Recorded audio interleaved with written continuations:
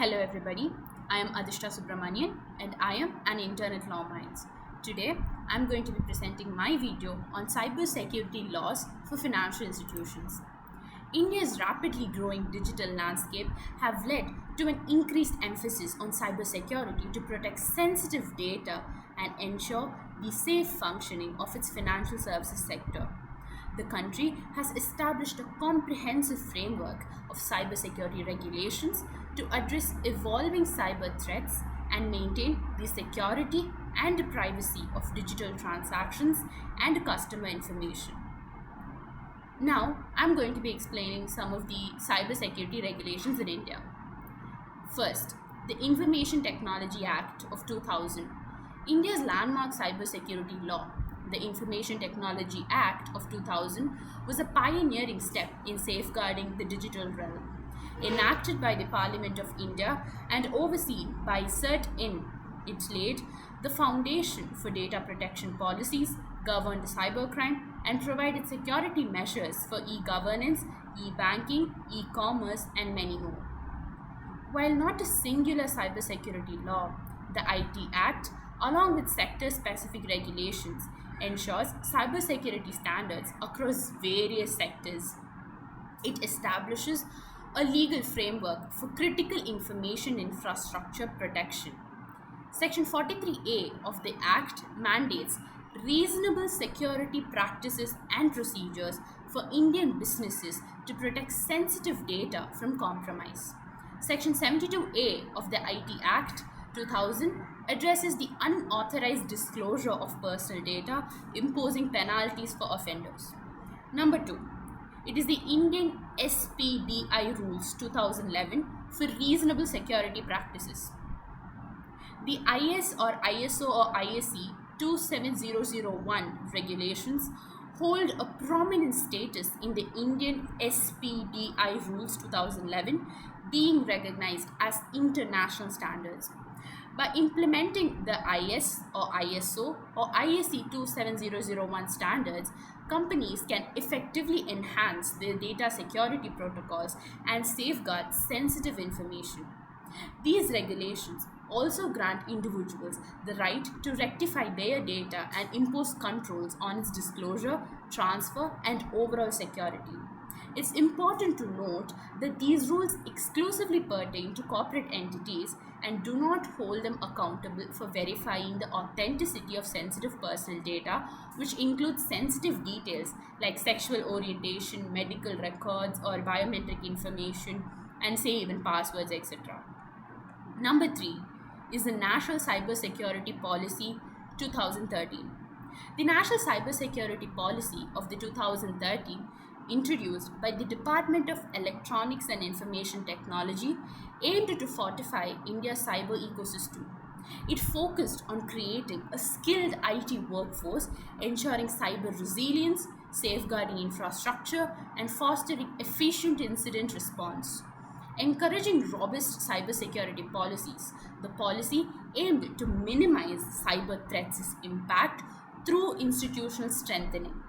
Overall, it sought to create a secure and trusted digital environment in India, reinforcing the nation's cybersecurity readiness.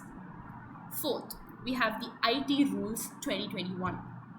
The Indian Ministry of Electronics and Information Technology introduced the Information Technology, which is essentially the guidelines for the intermediaries in Digital Media Ethics Code, Rules 2021. This replaced the previous IT rules, which was in 2011. The amendments aimed to empower users to seek compensation for grievances and hold organizations accountable for data protection. They distinguish between social media intermediaries based on user numbers, imposing stricter personal data protection on larger ones. The rules mandate transparency, requiring intermediaries to inform users about regulations, privacy policies, and appoint a grievance officer for user complaints. These developments strengthen digital media ethics and align India's cybersecurity regulations and laws with the evolving digital landscape. Fifth, we have the National Cybersecurity Strategy 2020. In response to the ever evolving cybersecurity landscape, the Indian government crafted the National Cybersecurity Strategy of 2020, a much anticipated plan aimed at bolstering the nation's digital defenses. The core focus of the strategy lies in enhancing cybersecurity audit quality, empowering organizations to conduct thorough assessments of their cybersecurity architecture and knowledge. The policy anticipates a rise in security standards upheld by cyber auditors, prompting organizations to proactively reinforce their security programs. As the plan continues to take shape, the vision of a more secure and resilient cyber environment for India remains at the forefront. The National Cybersecurity Strategy of 2020 endeavors to pave the way for a safer digital future, safeguarding critical infrastructure and fostering a robust cybersecurity culture across the nation. KYC. This is in number 6. KYC, which is Know Your Customer. So KYC essentially processes mandated by the RBI, the Reserve Bank of India, are essential global standards used by financial institutions to enhance data security and combat fraud. To comply with regulatory requirements, businesses implement various cybersecurity measures such as identity verification through questionnaires and pre screening methods, AI based document verification, biometric authentication, and maintaining customer databases. Adherence to KYC, which is essentially the Know Your Customer regulations, assures customers of robust compliance management and anti fraud measures, fostering trust and ensuring secure payment processing for Indian merchants while avoiding potential monetary penalties for non compliance.